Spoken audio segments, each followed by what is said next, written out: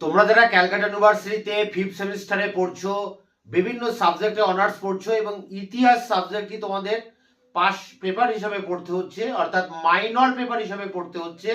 এবং তোমাদের যে MN3 পেপারটি রয়েছে, এই পেপারটি আগে যে সিলেবাস ছিল সেই সিলেবাস সম্প্রতি পরিবর্তন হয়ে এক নতুন সিলেবাস কিন্তু তোমাদের জন্য দেওয়া হয়েছে। এই সিলেবাসের সাজেশন নিয়ে আলোচনা করব এবং সাজেশনের প্রতিটা প্রশ্নের উত্তরও তোমরা পেয়ে যাবে চ্যানেল থেকে, সেটা কিভাবে তা নিয়েও আলোচনা করব।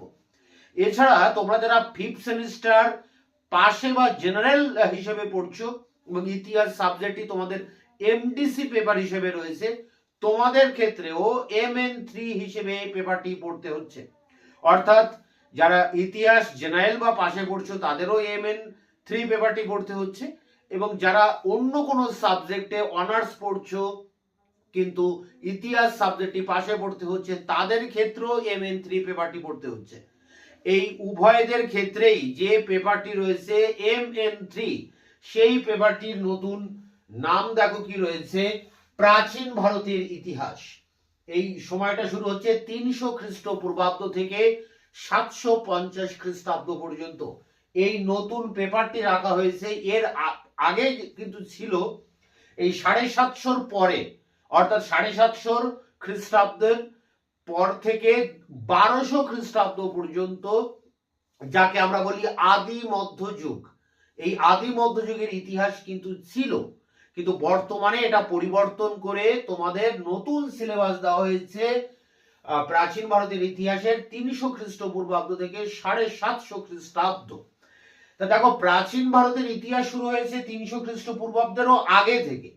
তাহলে প্রাচীন ভারতের ইতিহাসের দুটো অংশ যদি আমরা করি, তা তোমাদের দ্বিতীয় অংশটা পড়তে হচ্ছে, কারণ 750 খ্রিস্টাব্দের পরে কিন্তু আমাদের মধ্যযুগ শুরু হচ্ছে। তাই তোমাদের আগের সিলেবাসে মধ্যযুগ ছিল, কিন্তু এখন তোমরা পড়বে প্রাচীন ভারত। কি কি রয়েছে সিলেবাসে যদি একটু সংক্ষেপে আমরা জেনে নিই। 300 খ্রিস্টপূর্বাব্দে ভারতবর্ষে মৌর্য সাম্রাজ্য ছিল, এবং মৌর্য সাম্রাজ্যের পতন, মৌর্য সাম্রাজ্যের উত্থান, মৌর্য সাম্রাজ্যের প্রশাসন, মৌর্য অর্থনীতি, অশোকের ধম্ম, কলিঙ্গ যুদ্ধ, মৌর্য শিল্পকলা, এগুলো আমাদেরকে পড়তে হবে। কৌটিল্যের অর্থশাস্ত্র, মেগাস্থনিসের বর্ণনা, এগুলো মৌর্য যুগের উপরে রয়েছে। মৌর্য যুগের পতনের পর দুটি ক্ষুদ্র শক্তির উত্থান ঘটে, একটি শুঙ্গ এবং একটি কাহান্য। এদের উপরে ততটা না পড়তে হলেও এই সময়ে যে শিল্পকলার বিকাশ ঘটে সেটা আমাদেরকে পড়তে হবে। এবং এর পরে ভারতবর্ষে বিভিন্ন বিদেশি জাতির আক্রমণ ঘটে। গ্রিক আক্রমণ, শক, পল্লব, কুষাণ, এরকম বিভিন্ন জাতির আক্রমণ ঘটতে থাকে, কারণ কেন্দ্রীয় শক্তি ছিল না। তাই এর মধ্যে বিদেশি শক্তির মধ্যে একমাত্র কুষাণরা ভারতবর্ষের সাম্রাজ্য স্থাপন করে। তা সেই কুষাণদের সম্রাট ছিলেন কনিষ্ক, তার কৃতিত্ব পড়তে হবে। কুষাণদের সময় সমাজ, সংস্কৃতি, অর্থনীতি কেমন ছিল সেটাও আমাদের পড়তে হবে। কুষাণ যুগে যে ভারত রোম বাণিজ্য হতো, সেই বাণিজ্য কেমন ছিল সেটাও আমাদেরকে পড়তে হবে। এগুলো সব তোমাদের সাজেশনে রয়েছে এই সমস্ত প্রশ্ন। আবার এই কুষাণ যুগে দুটি স্থানে শিল্পকলার বিকাশ ঘটে, একটি গান্ধার এবং একটা মথুরা, এগুলো আমাদেরকে পড়তে হবে। আবার এই একই সময়ে যখন উত্তর ভারতে কুষাণরা ছিল, তখন দক্ষিণ ভারতে ছিল এখানে সাতবাহন বংশ। যে সাতবাহন বংশের শ্রেষ্ঠ রাজা ছিলেন গৌতমীপুত্র সাতকর্ণী, তার কৃতিত্ব পড়তে হবে।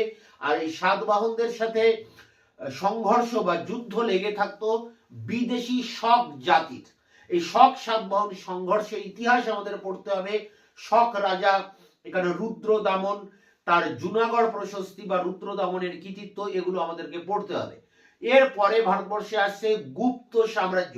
সেই গুপ্ত সম্রাট সমুদ্রগুপ্তের কৃতিত্ব, গুপ্ত সম্রাট চন্দ্রগুপ্তের, দ্বিতীয় চন্দ্রগুপ্তের কৃতিত্ব, গুপ্ত যুগের আমাদের যে সুবর্ণ যুগ বলা হয়, কারণ শিল্প, সাহিত্য, সংস্কৃতির যে অগ্রগতি ঘটে গুপ্ত যুগে, যার জন্য আমরা গুপ্ত যুগকে সুবর্ণ যুগ বলি। এই গুপ্ত সুবর্ণ যুগ পড়তে হবে। গুপ্ত যুগের বর্ণ প্রথা পড়তে হবে, কৃষি, অর্থনীতি, ব্যবসা বাণিজ্য, গুপ্ত যুগের শিল্পকলা, নারীদের অবস্থান, সব কিছু কিন্তু আমাদের গুপ্ত যুগ থেকে পড়তে হচ্ছে। গুপ্ত যুগের পতন ঘটে 650 খ্রিস্টাব্দে।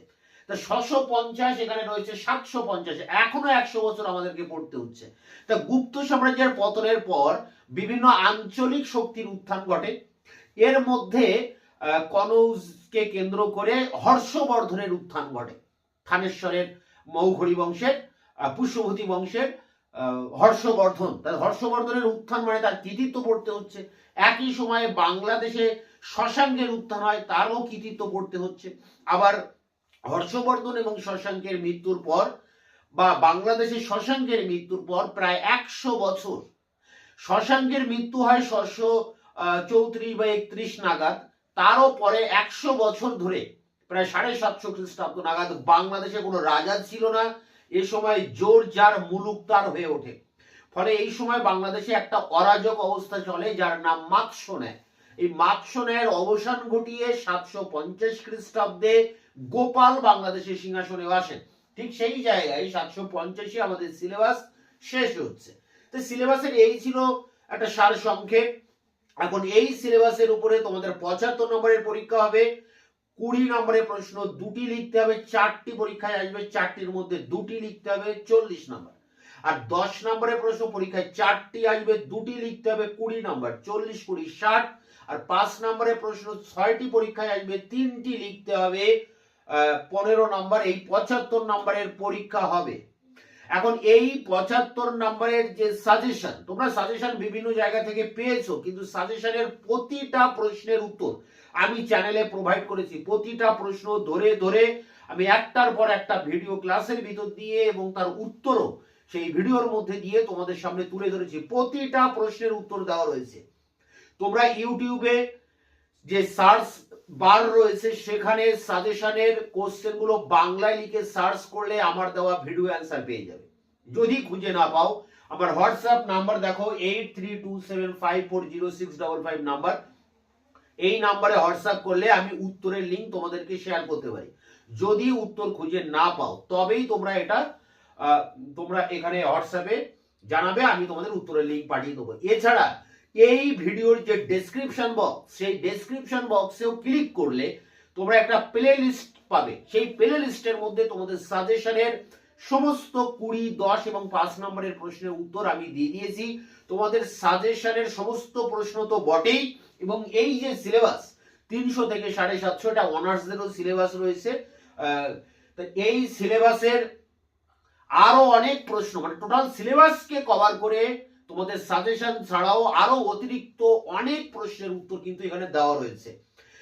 তাই তোমরা এই ভিডিওর যে ডেসক্রিপশন বক্স, সেখানে সমস্ত প্রশ্নের উত্তর পেয়ে যাবে। এবার আমরা অন স্ক্রিনে যে সাজেশন, এই সাজেশনটা একবার দেখে নেব।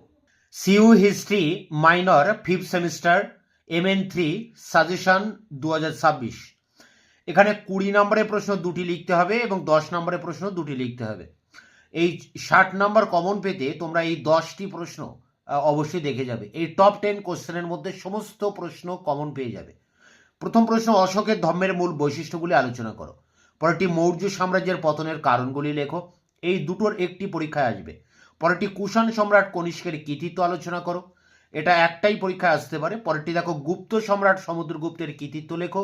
পরেরটি, গুপ্ত যুগকে কি সুবর্ণ যুগ বলা যায়। এই দুটি প্রশ্নের মধ্যে একটি প্রশ্ন পরীক্ষায় আসতে পারে, গুপ্ত সম্রাট সমুদ্রগুপ্তের কৃতিত্ব আর সুবর্ণ যুগ। পরেরটি, ভারত রোম বাণিজ্য সম্পর্কে লেখো। দেখো এখানে আমি প্রশ্নের মূল ফর্মটাই শুধু লিখে দিয়েছি যাতে তোমরা প্রশ্নের আসল ফর্মটা বুঝতে পারো। পরেরটি, পল্লব স্থাপত্য ভাস্কর্য সম্পর্কে আলোচনা করো।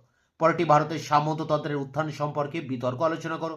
পরেরটি, গৌতমীপুত্র সাতকর্ণীর কৃতিত্ব লেখো। এবং শেষ প্রশ্ন, প্রাচীন ভারতে নারীদের সামাজিক অবস্থা কেমন ছিল। এই 10টি প্রশ্নের উত্তর আমি চ্যানেলে আপলোড করে দিয়েছি, ভিডিও ডেসক্রিপশন বক্সে তার লিঙ্ক পেয়ে যাবে। 5 নম্বরের প্রশ্ন 3টি লিখতে হবে, 15 নম্বর। তার জন্য প্রশ্ন করবে, কৌটিল্যের অর্থশাস্ত্র, অশোকের কলিঙ্গ যুদ্ধের তাৎপর্য, মৌর্য প্রশাসনকে রমিলা থাপার কয় ভাগে ভাগ করেছেন। মানে মৌর্য যুগ থেকে এই 1, 2, 3 তিনটি প্রশ্ন করবে, একটা পেয়ে যাবে। পরেরটি, গান্ধার শিল্পের বৈশিষ্ট্য, পরেরটি মথুরা শিল্পের বৈশিষ্ট্য। এই দুটির মধ্যে একটা প্রশ্ন আসবে পরীক্ষায়। পরেরটি, সঙ্গম সাহিত্য, খুবই ইম্পর্টেন্ট, সেপারেট প্রশ্ন এটা আসতে পারে। পরেরটি, প্রাচীন ভারতের দাস প্রথা সম্পর্কে মেগাসনিসের বক্তব্য। পরেরটি, গুপ্ত শাসনের প্রাককালে উত্তর ভারতের রাজনৈতিক অবস্থা কেমন ছিল। পরেরটি, প্রাচীন ভারতের নগরায়ন বা দ্বিতীয় নগরায়ন বা আসতে পারে প্রাচীন ভারতে নগরের অবক্ষয় সম্পর্কে বিতর্ক লেখো। শেষ প্রশ্ন, গুপ্তযুগে নারীদের অবস্থা কেমন ছিল? তোমরা যখন প্রাচীন ভারতের নারীদের অবস্থা 20 নম্বর পড়বে, তার মধ্যেই 5 নম্বরের পার্ট পেয়ে যাবে গুপ্তযুগে নারীদের অবস্থা। তো এই সমস্ত প্রশ্নের উত্তর, অর্থাৎ 10টি 5 নম্বরের প্রশ্ন এবং 10টি 20 এবং 10 নম্বরের প্রশ্ন মিলিয়ে এই সমস্ত প্রশ্নের উত্তর তোমরা চ্যানেলে পেয়ে যাবে। ভিডিও ডেসক্রিপশন বক্সে তার লিঙ্ক দেওয়া রয়েছে। দেখা হচ্ছে অন্য ভিডিওতে, ততক্ষণে চ্যানেলকে সাবস্ক্রাইব করে রাখবে, বন্ধুদের কাছে শেয়ার করবে। ভিডিওটি ভালো লাগলে অবশ্যই সেটা লাইক দেবে।